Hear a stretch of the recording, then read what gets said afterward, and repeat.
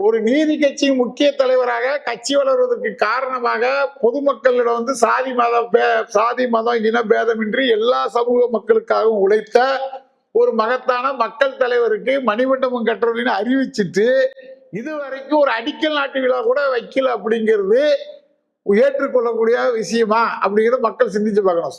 திமுக ஆட்சி கிட்டத்தட்ட முடிவடைய போகுது. அவங்க இந்த அறிவிப்பு கொடுத்து கிட்டத்தட்ட 6 மாசத்துக்கு மேல ஆகுது. ஆனா அதற்கான இடமும் தேர்வு பண்ணல, எதுவுமே செய்யல.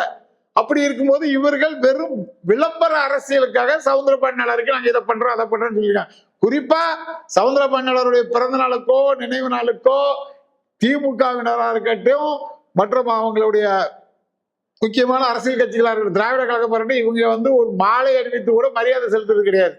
ஆனா கேட்டா நாங்க நீதி கட்சியிலிருந்து வந்துட்டு இருக்கோம், நீதி கட்சியிலிருந்து வந்ததுதான் திராவிட அமைப்பு, திராவிட அமைப்பு தான் திமுக, இப்படி பல்வேறு கதைகளை சொல்கிறார்கள். அப்படின்னா நீதி கட்சியினுடைய முக்கியமான தலைவருக்கு நீங்க ஒரு நிகழ்வு